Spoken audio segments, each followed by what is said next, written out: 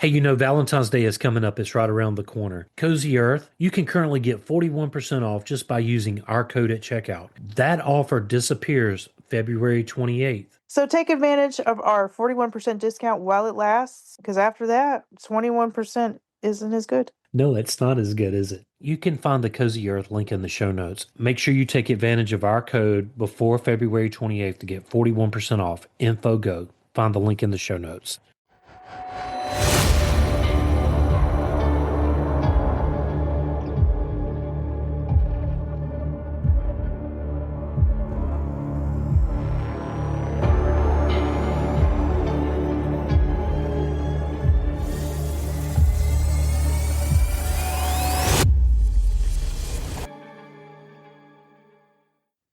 Welcome to the podcast. I'm William, And I'm Kat, and that makes this Info on the Go. feeding your curiosity with every show. Yeah, and today we're going to be talking about PBS, Public Broadcasting. What does it stand for? Public broadcast service, I thought. Yeah, okay. Public Broadcast Service, the quiet American television giant. Yeah, picture this. There's no blaring commercial, no fast cuts, no shouting host promising to change your life in 30 seconds. Instead, there's just a calm voice, a patient explanation, a show that assumes you're capable of understanding something complex, if you're just given the time. Now ask yourself, what do Mr. Rogers, Ken Burns, Sesame Street, Nova, the Antiques Roadshow all have in common? Oh, you missed one. What Doctor was Who. Doctor? Yeah, they I didn't. didn't know. I didn't know Doctor Who was on PBS. Yeah, that was the only way you could watch it back in the day. Oh, They didn't come from flashy networks that were chasing ratings. They didn't exist to sell toys, cereal, or miracle products. They all came from PBS, and that alone makes them unusual. Now, Doctor Who didn't come from PBS, it came from the BBC, but it was on PBS. gotcha. Does that make sense? Yes. While most American television is built around advertising programs designed to keep you watching just long enough to sell you something, well, PBS was built on a different idea entirely. Right. No traditional commercials, slower, more thoughtful pacing, and explicit educational mission. PBS doesn't ask, how do we keep viewers from changing the channel? It asks, how do we serve the public? And because of that, PBS is often invisible. It's always been there, quietly shaping childhoods, teaching science, preserving history, and modeling kindness, so we tend to take it for granted. Yeah, but behind that gentle image lies a very different story. PBS has been, well, at the center of political firestorms, locked in decades long funding battles, accused of bias by both the left and the right, and responsible for one of the largest cultural impacts in American media history. PBS doesn't shout, it doesn't chase trends, it doesn't beg for attention, and yet, generation after generation, it keeps showing up. So, we're going to tell the story of PBS, the quiet giant of American television, how it was born, why it matters, and what happens if it disappears.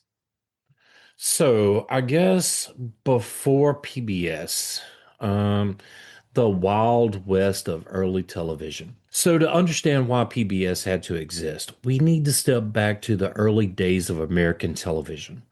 At a time when the screen in your living room was less of a source of knowledge and more of a glittering billboard. In the 1940s and 50s, television exploded into American homes. Three networks quickly dominated the airwaves: NBC, CBS, and ABC. And their mission was clear: keep people watching and sell stuff to them while they're watching. You know, programs didn't just have sponsors, they were controlled by them. Take quiz shows, for example. Shows like 21 and the $64,000 question weren't just popular, they were profitable. But behind the scenes, some were rigged by producers under sponsor pressure to ensure the right contestants won. What? They were rigged? Rigged. It keeps the ratings high and advertisers happy. So when the scandals broke out in the late 1950s, the nation realized that television could manipulate not just viewers, but truth itself. Yeah, even children programming was shaped by commerce. Shows like Kukla, Fran and Ollie, or early cartoons often dubbed as advertising machines, selling toys, cereal, and branded products directly to kids. Educational content, rarely risky, unprofitable content. In other words, you know, shows they were just designed to sell kids. They were designed to be marketing tools to exploit children and, get them to go, hey, I need to buy this or I need to buy that. It's kind of like when the cereal had toys inside them. And attempts at educational television existed, but they were often fragile experiments. Small local stations, sometimes ran by universities or public schools, produced thoughtful programs, but funding was unstable, equipment was primitive, and quality, well, it widely varied. And many shows disappeared almost as soon as they aired. Oof. Yeah, I can remember there were certain cartoon shows that were created just to sell kids stuff. That's kind of Right. what we're talking about. Exactly. Some stations tried innovations like telecasts of lectures or science demonstrations, but they were mostly out of reach for the average family and could not compete with flashy commercial programming. It was a wild, almost lawless era where the only rule was if it sells, it survives. And that raises the question that would ultimately lead to PBS, right? Should television exist only to entertain, or does it have a responsibility to serve the public good? Because without someone asking that question and taking action, the idea of educational, thoughtful, mission driven TV might have remained a footnote in history. So let's bring about the birth of public broadcasting. By the 1960s, America was changing fast, and so was the media landscape. Television was no longer just entertainment, it was shaping minds, framing debates, and influencing how Americans saw their world. And the world was chaotic, quite literally. So you had the civil rights movement, which was challenging the country's morals. Then you had the space race, which was pushing science and technology into the spotlight. And then you had the Vietnam War, which dominated news cycles, showing both the power and limits of television to inform the public. But people began asking a simple but yet a profound question. If television can shape democracy, shouldn't it serve the public and not just the advertisers? Enter the Carnegie Commission, which was created in 1967. Their mission was to figure out how the US could develop a system for television for the public good. Now, after months of study, hearings, and debates, the commission made a bold recommendation. America needed a publicly funded television system. It should be independent, not commercial, and educational. It could take lessons from the BBC, Britain's national broadcaster, which had long combined public service with high quality programming. The BBC was built as a national institution. PBS had to grow as a patchwork, local stations stitched together by a shared mission. This vision became law in 1967 with the Public Broadcasting Act, signed by President Lyndon B. Johnson. The act created the Corporation for Public Broadcasting, CPB, a new entity designed to fund and support educational media without the pressure of ratings or sponsors. So, 3 years later, in 1970, the Public Broadcasting Service, PBS, officially launched, bringing this vision to life. It was to educate, teach children, adults, and families lessons that last a lifetime.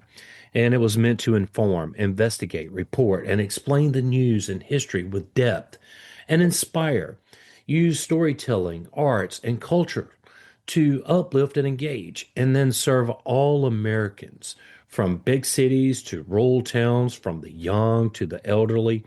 PBS aim to be accessible to everyone. So it's the public broadcasting service.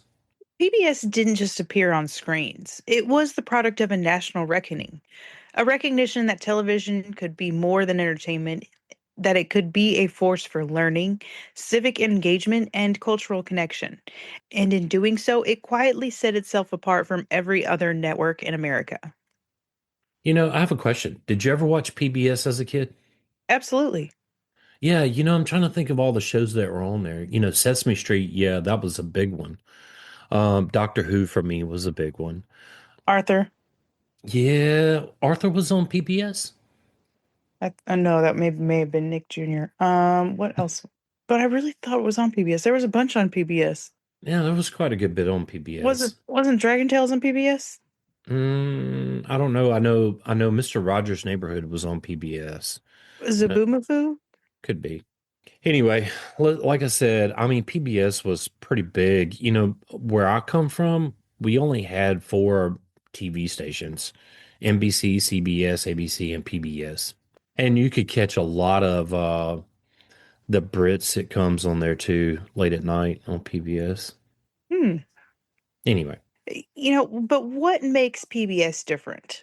So, at first glance, PBS might look like any other network. Shows on a schedule, familiar logos, recognizable faces. But make no mistake, PBS is not like NBC, CBS, or even ABC. Instead of being a network in the traditional sense, PBS is a distribution system. But here's what that means, right? Local stations own the content in their communities. From Boston to Boise to Baton Rouge, the people who run each station decide how to serve their audience. PBS itself doesn't dictate programming the way commercial networks do. It coordinates, distributes, and supports, giving stations editorial freedom. and that brings us to the question everyone notices. How is it funded? Well, PBS operates on a mix of sources. You have federal funding, which is provided through the Corporation for Public Broadcasting, CPB. Then you have state and local government contributions. And then you have viewer donations famously collected during those pledge drives. And I think we all, if you've ever watched PBS, you know about those famous pledge drives. Then you have foundations and grants, often for special projects or educational programming. But PBS doesn't receive money directly from Congress for programming. Most of it flows through the Corporation for Public Broadcasting and then to local stations. Because PBS doesn't rely primarily on advertisers, it has editorial independence. Programs can tackle complex topics, controversial issues, or slow building stories. Things commercial networks often avoid because they might scare off sponsors. And then there's the part of PBS culture that Americans love and sometimes gently poke fun at: pledge drives. Mhm. That's where hosts politely ask for donations on air. You might get a tote bag, a cookbook, or a limited edition DVD in return. Viewers respond often because they feel personally invested in keeping their station alive. Do you remember those drives though? Where they would have like all the Um, phones, they would be on the microphone and they would be like stages of telephones behind them, and they would say, if you donate now just for, I don't know, $20 a month, you get this wonderful tote bag, a one-time gift of a coffee cup. yes, I remember that. I do remember stuff like that. You don't see those very much on there anymore. Mm-mm. No, not at all. You know, uh, but it's a system that reinforces PBS's identity: viewer supported, mission driven, and community focused. Unlike networks chasing ratings or algorithms, PBS answers to the public. It's slow, thoughtful, and unhurried. Sometimes frustrating in a world that loves speed, but that's exactly what allows it to take risks, invest in long form storytelling, and serve the public good. And that iconic PBS programming, because PBS didn't just fill airtime, it reinvented what television could do across children's shows, documentaries. and lifestyle programs, it showed that TV could educate, inspire, and endure. David Attenborough was one of them. He was on Mhm. PBS. You know, you had Sesame Street that came out in 1969. And when Sesame Street premiered, it wasn't just a fun puppet show, it was scientifically engineered to teach. Researchers designed every segment to maximize learning, letters, numbers, social skills. And it wasn't shy about reflecting the real world, diverse characters, urban settings, and lessons about empathy and fairness made it revolutionary for its time. For millions of children, this was their first classroom. My favorite thing from Sesame Street that has stuck with me for all these years is how to count to 12. And I got to do it, right? Yes, Okay, you're going to finish up the 11, 12. You know maybe. what I'm talking about, right? Maybe. Okay, it's 1, 2, 3, 4, 5, 6, 7, 8, 9, 10. 11, 12. There you go. Oh my. Hey, Ah, goodness gracious. PBS also was home to Mr. Rogers' Neighborhood. Fred Rogers didn't just teach ABCs, he taught emotional literacy. On his slow, gentle show, children learned to name feelings, navigate change, and treat others with kindness. In a fast paced, competitive world, kindness itself was radical television. and what about the Reading Rainbow? LeVar, Green rainbow. yeah, I mean, I used to love that one too. That one was a good one. Um, Absolutely. LeVar Burton, he invited kids into stories that they might not have ever read, fostering a love of reading that has lasted generations. The Reading Rainbow wasn't flashy, but it was transformational, turning screen time into brain time. Oh, and what about the bus? There was another one, the Magic School Bus. Mm-hmm. Mm-hmm. Yeah, that one was another one that was on there. Love it. PBS also became home for an in-depth long-form storytelling. You had Ken Burns, which transformed history into narrative drama, the Civil War, baseball, jazz, teaching Americans that history isn't just dates, but stories that shape identity. There's also Nova, which made science thrilling, explaining technology, space, and the natural world in ways that adults and kids could understand. Then what about Frontline? It held power accountable with investigative journalism, tackling politics, war, and social issues that commercial networks, well, they often ignored. Then American Experience, which explored American life, history in rich, compelling ways, offering context and depth rarely seen on TV. And then you had lifestyle and culture. PBS didn't just educate, it celebrated everyday life with shows like Antique Roadshow, which made history tangible, turning dusty heirlooms into stories of families, communities, and heirs long past. So you also had This Old House, which taught viewers to roll up their sleeves and understand craftsmanship, architecture, and home improvement. Did you ever watch that show? No, but it sounds like something I would watch. That show was amazing. They would take these old homes and they would like restore them using, I don't know, like, the way it would have been made. Mm-hmm. It was a very informative show. Ooh. Then there was also cooking shows, which were led by legends like Julia Child, which brought culinary artistry into American kitchens, inspiring generations of home cooks. On the cooking shows, the one I remembered was Justin Wilson. You got to have a cup of red wine, 2 cups of red wine, one to taste and one to cook with. Do you remember him? Nope, Okay, maybe before your time, but I imagine there's some people out there that know Justin Wilson. I'm sure. But why do these shows really matter? Across decades, PBS programming, it shaped generations of children, adults, and educators. It became a trusted source of information in a media landscape often dominated by noise. Then it entered the classrooms as teaching tools, not just entertainment. PBS didn't broadcast shows, it broadcasted values, knowledge, and curiosity.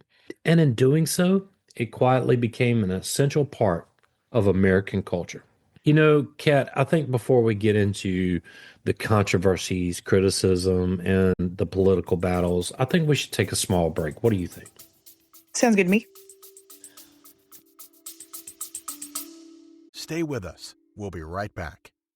William, I know how you love matcha tea with coconut milk. Yeah, it's clean energy without a crash. Then you'll love Mantra Matcha. They offer super premium ceremonial matcha and six superfood infused flavors made from the finest, youngest tea leaves for a naturally sweet, ultra smooth taste. With each flavor, it's infused with powerful superfoods like cacao, ginger, and goji berries. And they also have those classic favorites like banana cacao, strawberry lemon, cinnamon goji berry, plus superfood berry, ginger beet, and rosehip dragon fruit. It's organic, non-GMO, gluten-free with 0 grams of sugar. You can enjoy it like me, or maybe hot or in a smoothie like Cat. Every purchase helps provide meals to kids through No Kid Hungry. It's at mantramatcha.com. Get 15% off using our code INFOGO at checkout. Both links are in the show notes.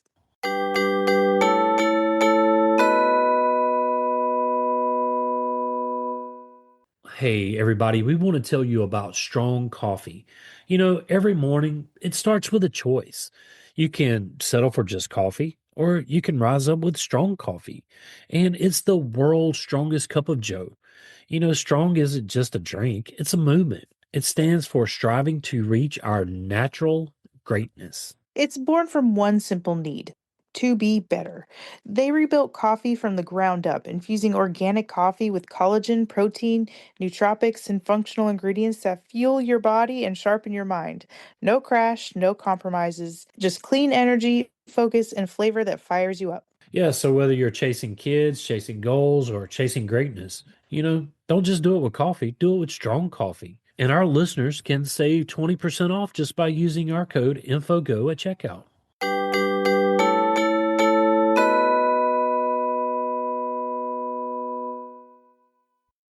Hey, if you're looking for your favorite band or sports team or TV show, check out Old Glory. They've been in operation since 1969 and they have over 300,000 items.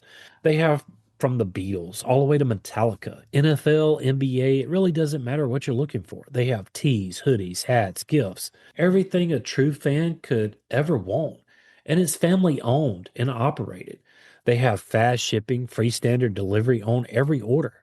And you know what? Our listeners get a 15% off at checkout using our code INFOGO. You can find the link in the show notes.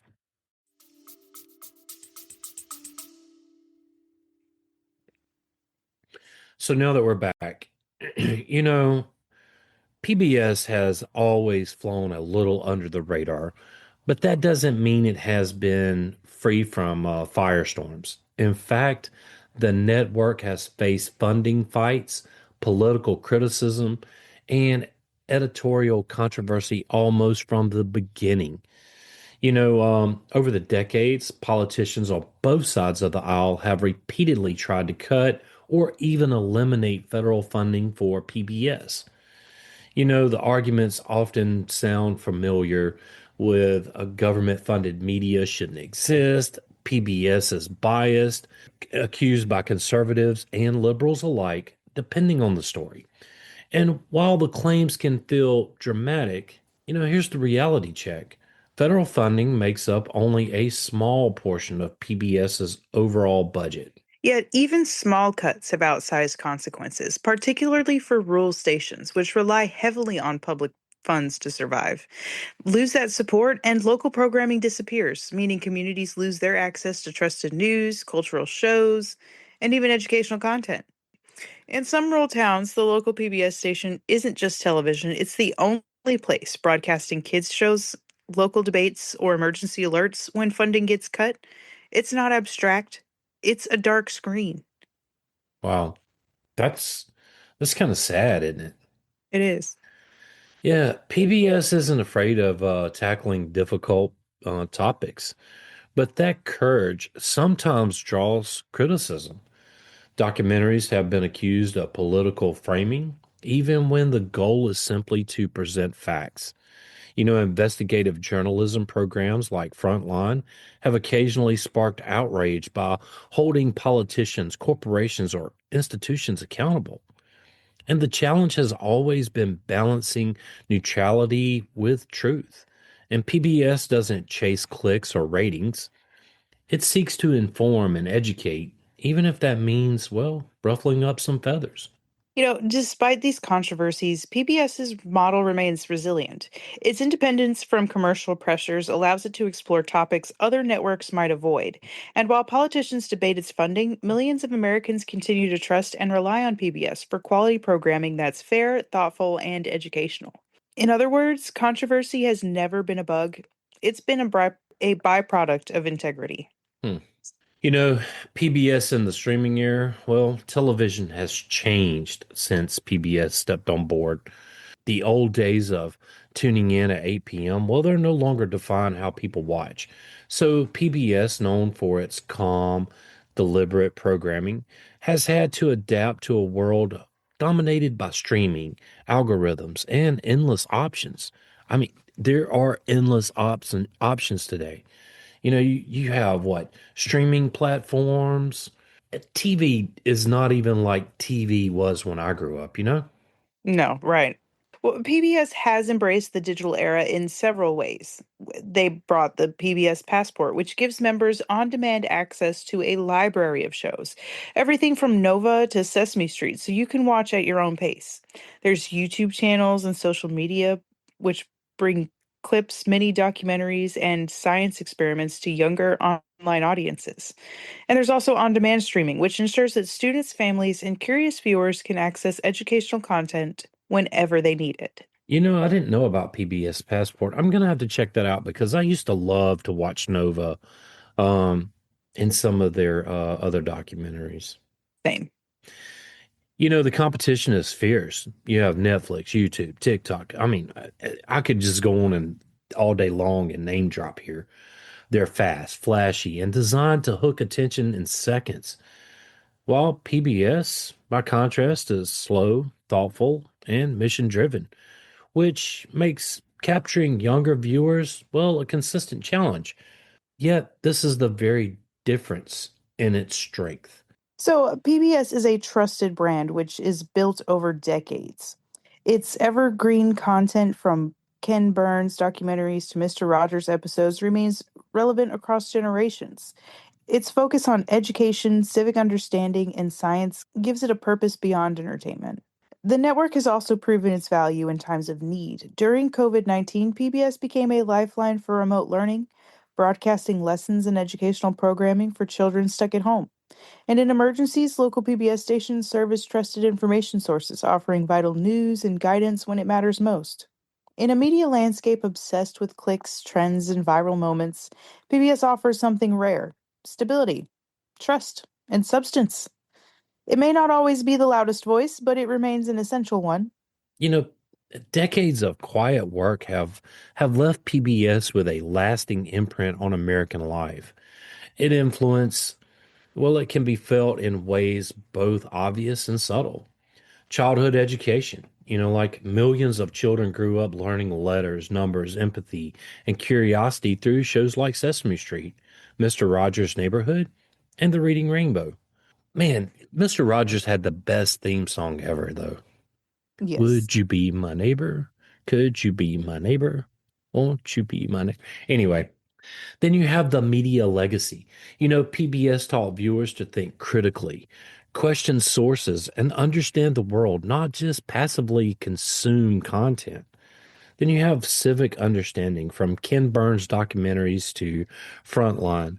PBS has helped Americans grasp history, culture, and the complexities of democracy.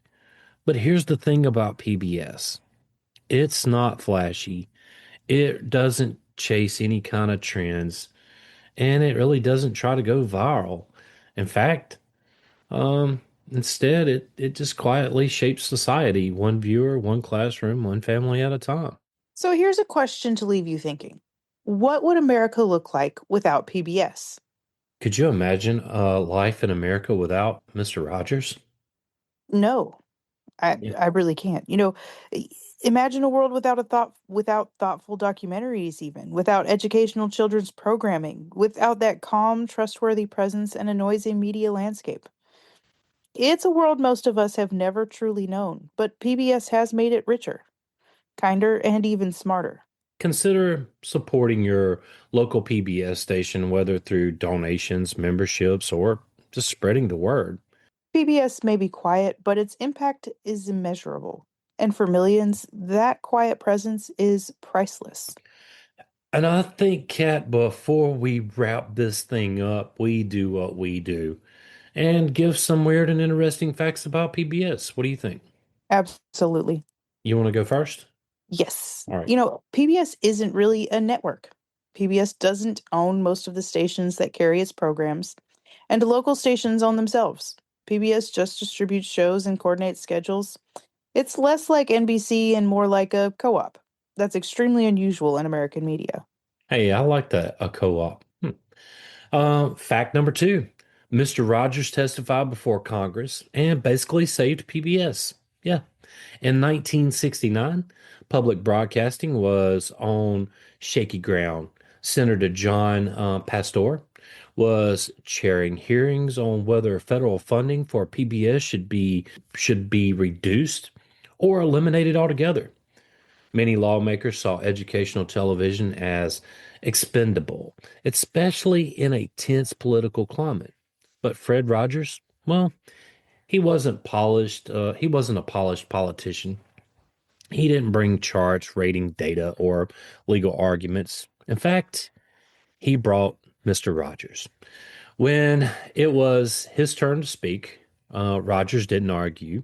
He explained, and I can picture him doing this in his Mr. Rogers voice, you know?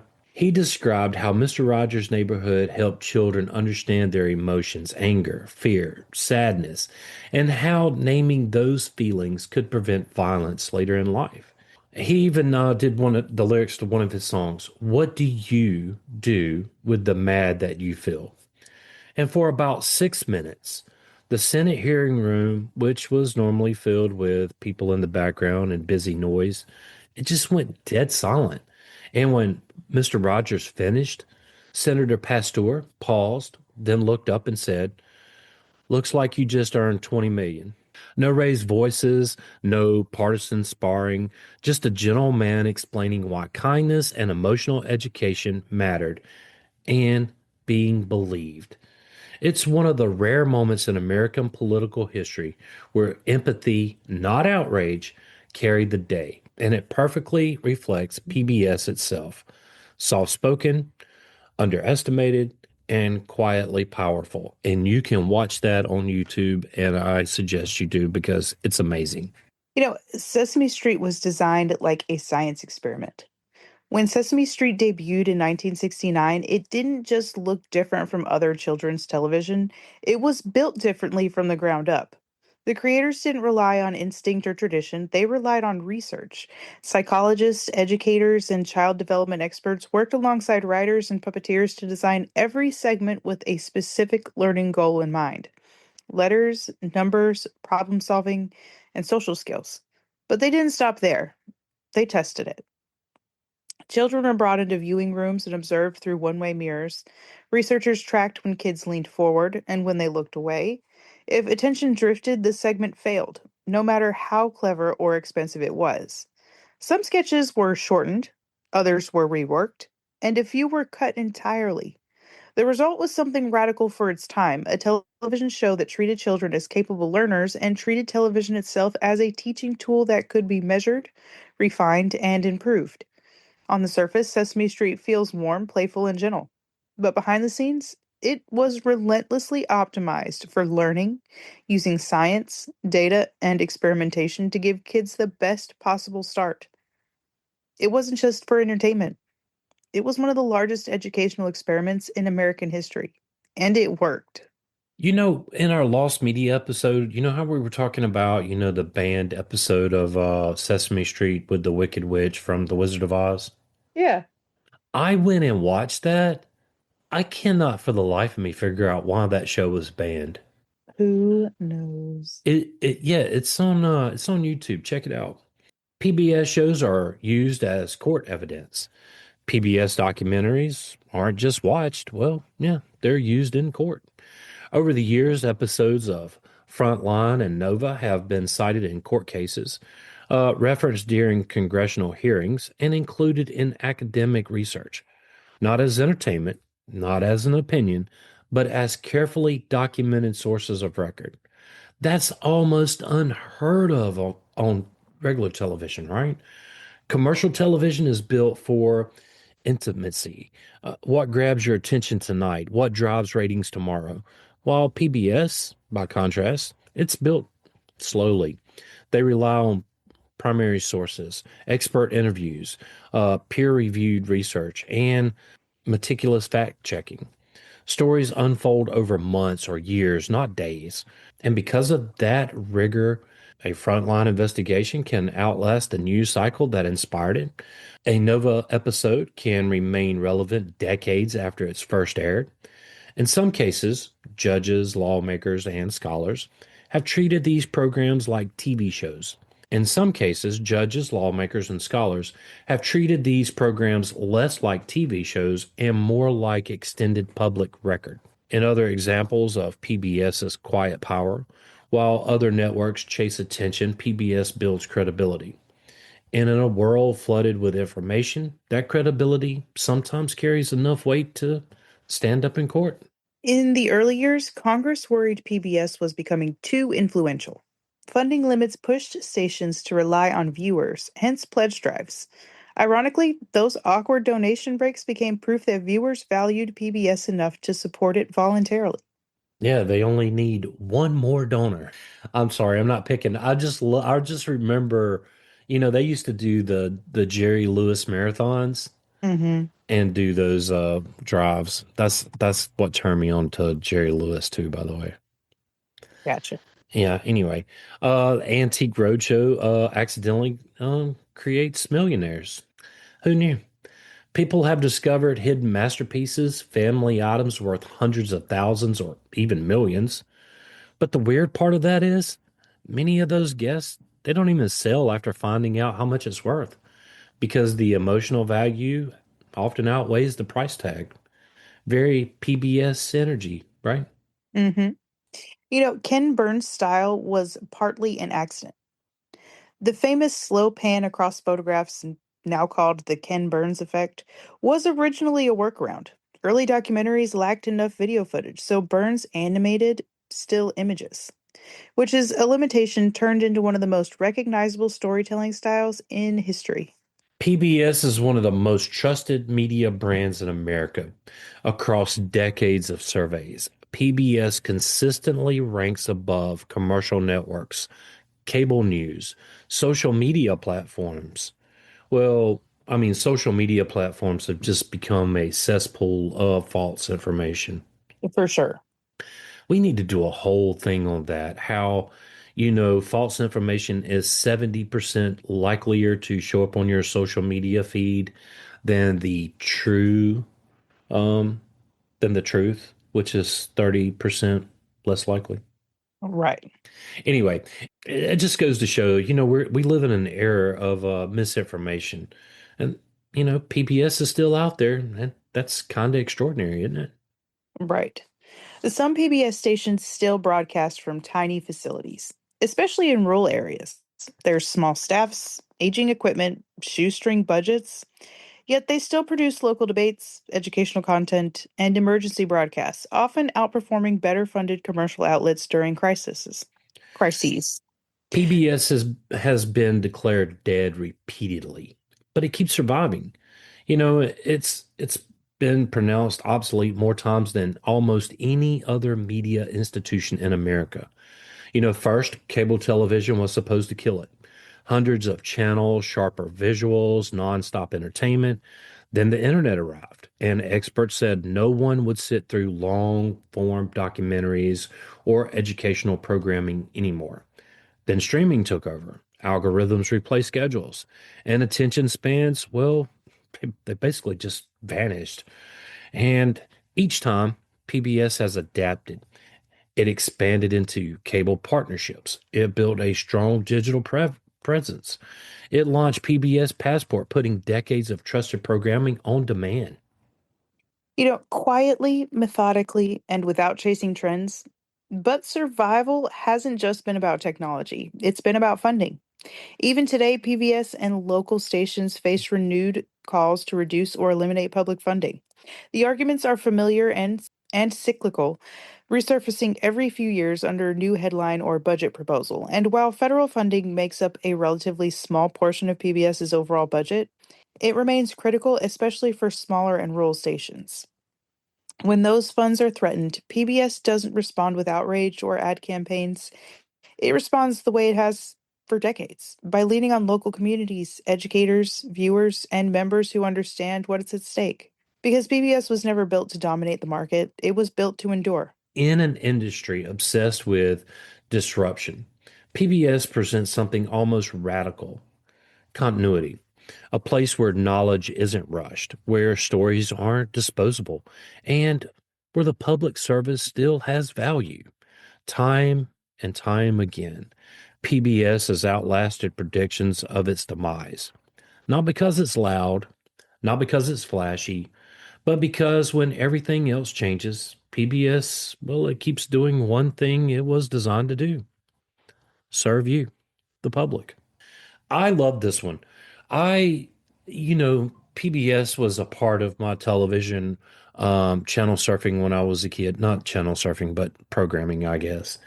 You know, I love oh man, I cannot think of what those documentaries were where they would go to like Africa and do like, like the safari. Um, And I don't I'm think it, not sure. I'm sitting here looking up the. Okay, so Arthur was on PBS. okay, Arthur. You had Justin Wilson, you had Julia Childs. I'm trying to see ones that I know. Clifford the Big Red Dog, Cat in the Hat, Oh yeah, Cat in the um, Hat. Okay. Dragon Tales, Caillou, Zaboomafoo, Between the Lions, Cyber Chase, The Bearstein Bears, Curious George, and Bob the Builder. Wow, all came from PBS. Mhm. I know that I watched PBS as a kid. I know my kids watched some shows on PBS. I know Caillou was a big one for my boys. Clifford the Big Red Dog. I know that one Mhm. was a big one. Dragon Tales was a big one for me. Uh, Clifford, Arthur, Mr. Rogers. There was a few of them. Oh, yes. Sagwa, The Magic School Bus. Ba-ba-ba-bum. But that just goes to show how the Teletubbies. Uh, Everybody should know what the Teletubbies are. I didn't really care for that show. Barney, Oh Thomas my the gosh, Tank. Barney.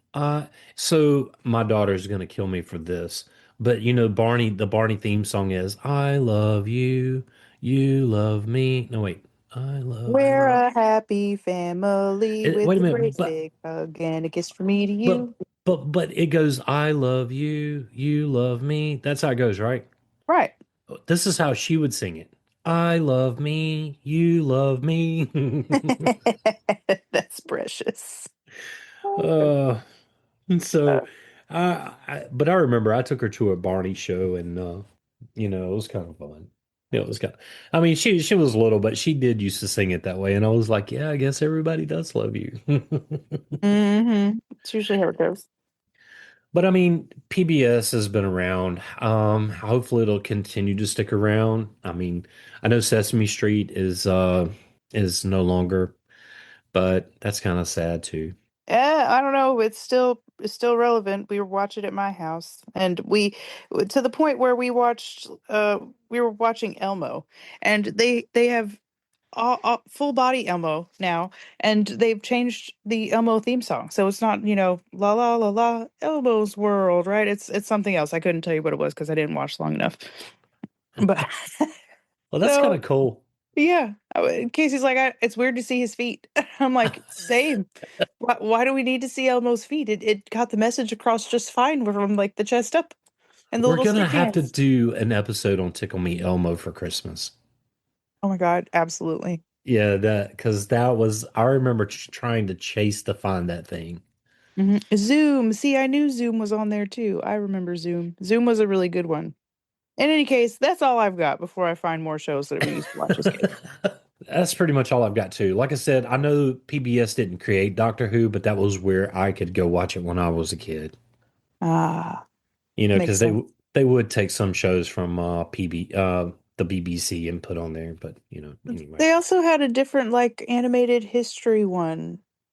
Oh, They had tons of stuff. I mean, thinking of some of the shows you mentioned, I remember some of my kids watching those shows, but I remember sitting down, especially on Sundays after church, and watching some of the PBS documentaries, some of the other stuff that would come on. Like, hmm I- I've definitely sat down and watched the Antique Roadshow. yeah, the Antique Roadshow has been one I've watched for sure, and I think that led rise to some of the bigger shows that you see on some of the other networks too. Right. In any case, William and I want to thank you for listening. Oh no, Oh. I'm way far down. Sorry, hold on.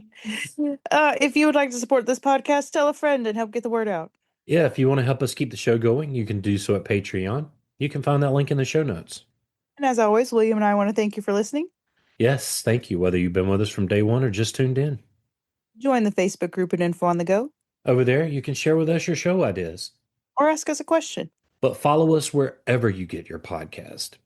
Send us a text using the link in the show notes or leave a review. Yeah, leaving that review really does help others find us. And if you leave it, we'll read it. You can also email us at, Info on the Go podcast at gmail.com. and that link is in the show notes. Till next time. Stay curious.